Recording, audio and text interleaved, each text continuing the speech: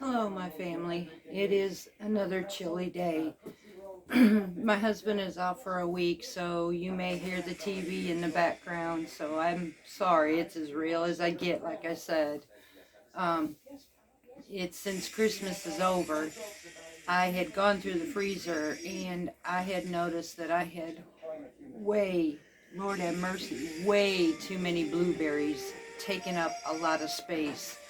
So tomorrow I'm going to be making up a video on how to can blueberries, and I'm currently in the process of looking how to make a no sugar blueberry jam.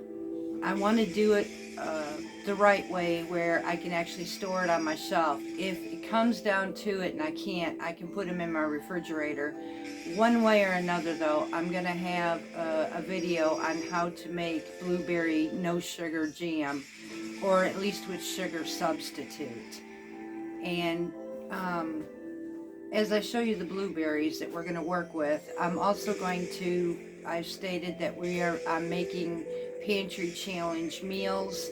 So tonight I decided to keep it simple since Christmas is over, and I baked and cooked so much the last 2 days that I think tonight sounds good for a nice hot cup of tomato bisque in a version that I like.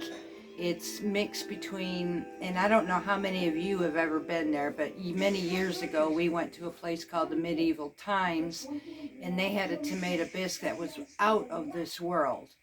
So I'm going to kind of mix that with a tomato basil bisque, but it's going to be a tomato bisque.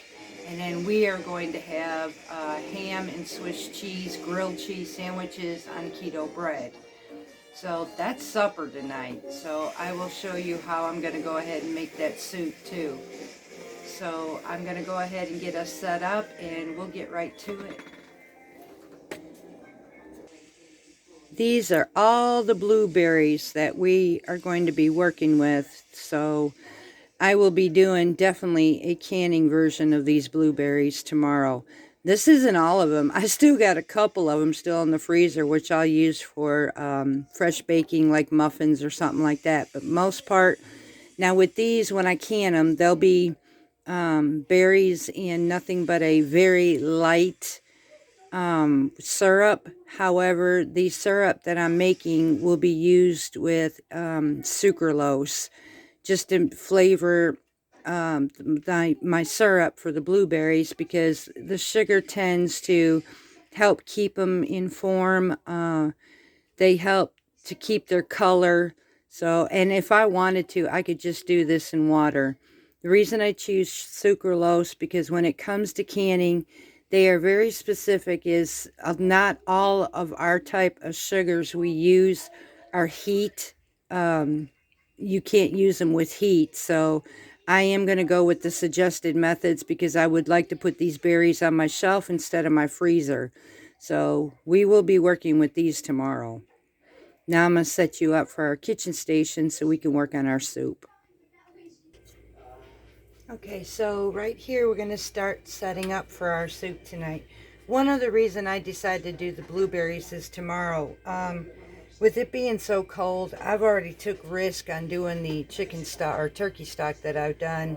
I'm just at this point afraid of giving my jars that cold blast shock, and it's made me nervous about cracking my jars. So I'm going to wait one more day and then I'll be canning those. But for right now, we're going to start out with 2 tablespoons of butter. And I am going to be sauteing some onions and celery and some garlic in this. Now, in the end of it, I am actually going to be taking an emulsive blender, a stick blender, and I'm going to be pureeing this soup up. So what you're seeing in here now with the garlic and the onions and all, they're all going to be pureed up in the end of this. But I'm telling y'all, this makes a beautiful flavored soup. So I'm actually only doing half the recipe as well. And you're going to find ingredients that we've got from the store, and then the ingredients that we have from our own pantry, which is my crushed tomatoes. I I also have our own chicken broth that I'm using. So I'm using what we have in the pantry. And I'm also using a can of fire roasted diced tomatoes to give that enhanced flavor to our soup. So right now, melting the butter, and I'm going to be adding some diced onion, a half a diced celery. The onion, I'll probably use about a half an onion. So I'm going to go ahead and dice those up now. And I want to cook these until they're just tender. So I'll be adding this in here, and then, like I said, in the end, I'll be blending all this together. And if it still doesn't come out with the stick blender the way I want it, I'll be using my regular blender. I just want a smooth tomato soup bisque. And again, you'll hear my hubby in the background. I'm sorry, y'all, but he's home and he watches his TV, so I guess you're in the home with us, in my kitchen with me. Life in the real form on the homestead. I guess it would kind of make you feel like you're welcome right here with us, which is pretty cool. I like that. I consider you all family as it is, so.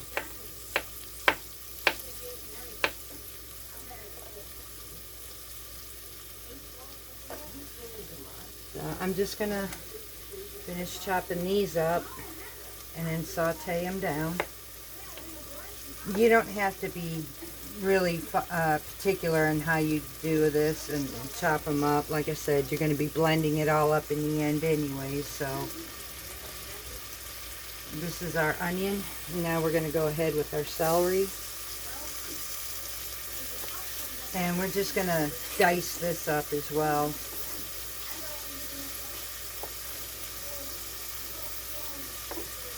Now the original recipe makes a roux. I'm not actually going to do that.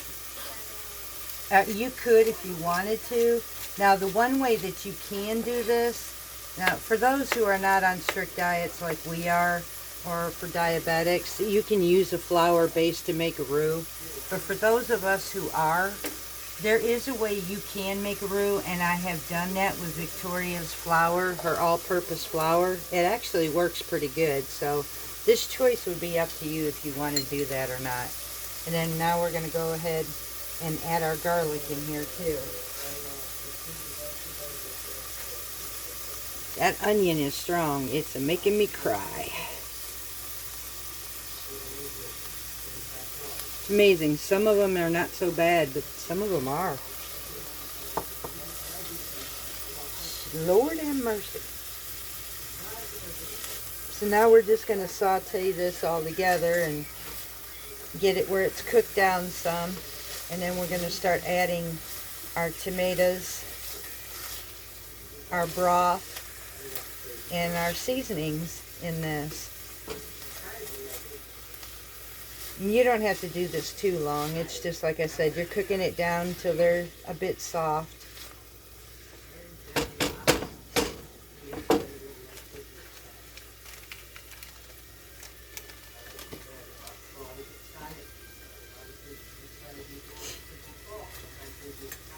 I don't know about y'all, but I am definitely ready for some warmer days. We're supposed to be up almost 50 tomorrow for the high.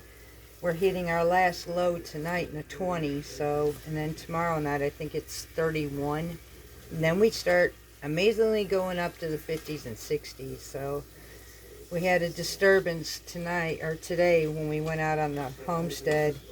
I checked the vegetables again, and they're at the point of no return. We literally lost all of our crops. And then hubby, he went to go check over by the bees and see how they were doing. He was getting ready to open them up in there about 2 days, and he got a surprise he just didn't want. And in 2 days we're going to check it, but it looks like we lost our last batch of honeybees too, so this hurts. We'll be trying to catch some wild ones this spring and basically starting over. So that's part of homesteading, unfortunately. We take the good with the bad. It doesn't make us want to quit. It is heartbreaking, though. very heartbreaking. We put a lot of money into these bees, and this weather, totally unexpected, and wiped us out this year. So I'll tell you what, this year is just, it's been something from summer to winter. So I'm just praying that 2023 is a better year for all of us.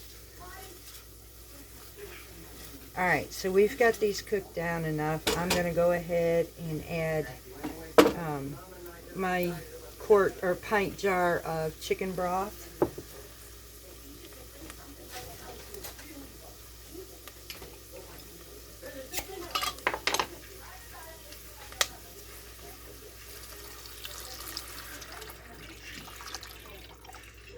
To me, adding homemade stuff is just so much better.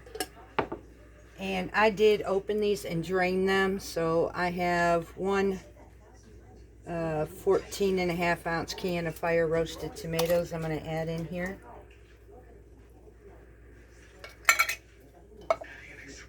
And then my pint jar of crushed tomatoes.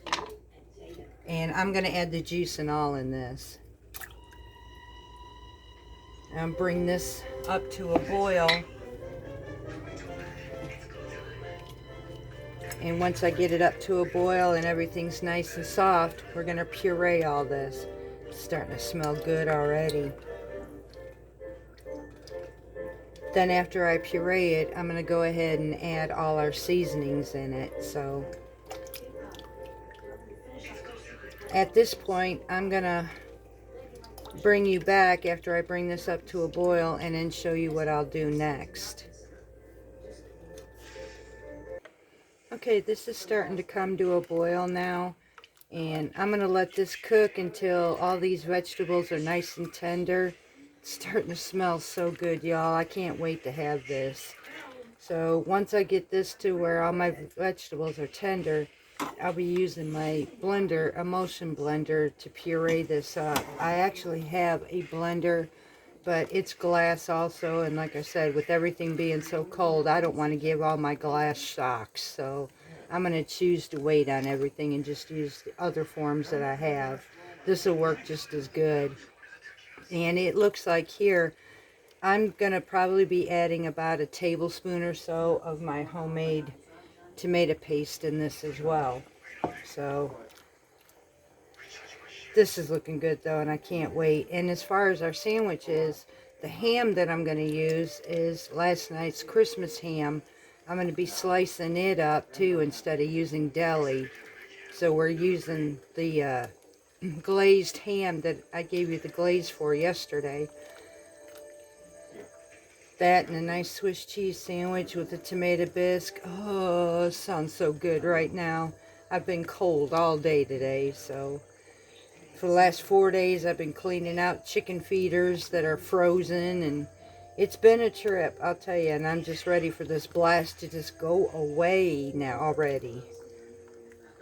And what I'll probably do in the garden is, once it starts warming up, I'll be wiping all the vegetables that died out and replenishing up my soil, you know, taking and fluffing it back up, and probably plant me more seeds. I'll be planting some kale seeds, probably some more turnip greens, and variety different types of lettuce, just so we can have some greens at least. Greens are pretty thriving in the cool weather, so we just had an abnormal freeze that we don't normally see here in Mississippi, so I'm not done. I'll just go back and do it again. It's just, as far as the cauliflower and the cabbage though, they're history. There's not even a chance for me to replant those, so it'll be all right. There's always next year, and I'm just going to try it again. I try to keep a positive attitude because I believe that God blesses us either way, and if in order for me to appreciate everything, I'm going to have to take the good with the bad. So this is bad, but I got more seeds, and I'll just pop some more in the ground and get us some more greens back up. It's still, I just have to wait the time to snip and go, but it'll be worth it in the end, especially since I'm on this challenge. I mean, I can purchase right now. I'll just be very picky waiting for mine to come in, because I don't want to spend as much as I possibly have to right now. And I'm doing this for about next month or two to 3 months. So I've got a new season coming in, and by then it'll be springtime. So it'll be ready to start planting so many vegetables I'm looking forward to. Especially when I can get meals like this so much fresher. So I'm going to go ahead and let these get more tender, and then I'll be emulsifying this down, and I shall bring you back. Okay, so it came to a boil, and now I have my vegetables all tender, and I took the emulsion blender to it. Now, it looks kind of orangey, I see on the screen, but it is a little bit more red. Now, a lot of this is because the tomatoes that I used variety tomatoes in my canning, so it doesn't come out that right, nice, bright, ready tomato looking, but it smells so good. Now at this point, we're going to go ahead and add our seasonings. Now the recipes that I have read for tomato bisque use a sugar. I am going to use just a little bit, and because this is a hot soup and it's heat, I'm going to go with erythritol. But again, I am not using very much in this. I'm at the point now that I'm simmering it, so I am going to use about probably a teaspoon and go from there. It's got enough sweetness in itself basically, so I don't want to use too much of this. And you can opt out of using it at all if you really wanted to. And as far as this, you can, if you want to use tomato paste, you can use it. If you want to use tomato sauce, you can do the same and eliminate the vegetables. Or if you want it more chunky, there is no cut and dry way of making tomato bisque, seriously, so I'm just choosing it to do it this way. Now the next ingredient that I'm adding is 1/8 of a teaspoon of nutmeg.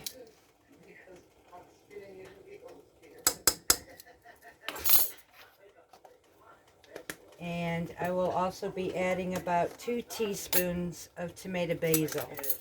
Or, not tomato basil, listen to me. Way to go, Carrie. 2 teaspoons of basil. I would have added my fresh, but the deep cold killed every one of my basil. So I'm down to resorting to using dried. Just mix this all up, and then a little bit of salt and pepper.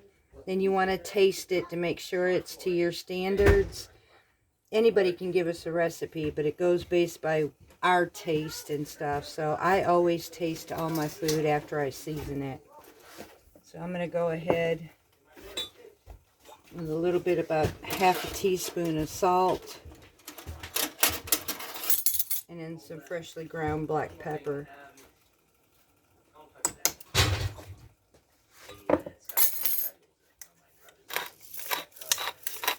Sorry, I didn't mean to make all that, right? Now we're just going to mix this all together. It's okay, babe. Life on the homestead.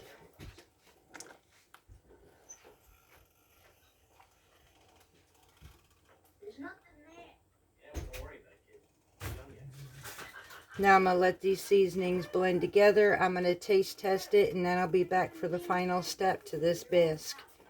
And hopefully you are enjoying this.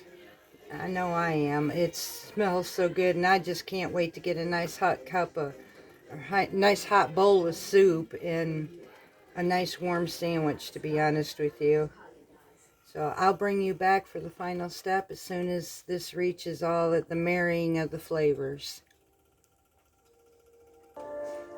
Oh my gosh, y'all. So this tastes absolutely amazing. All I'm going to do now is I'm going to make sure this is on simmer. Actually really low. Because I'm going to leave it sit for just a little bit, and I'm going to go ahead and add a 1/4 teaspoon of heavy whipping cream to this.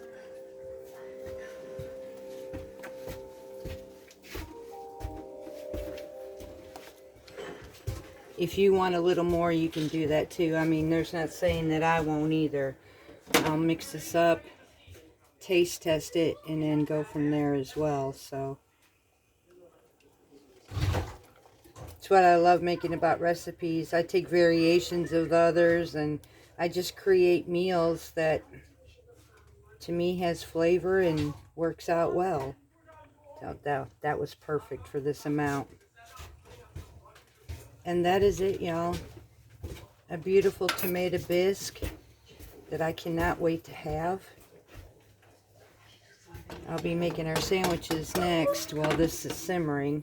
And I finished taking care of the rest of the farm for the closing for the night.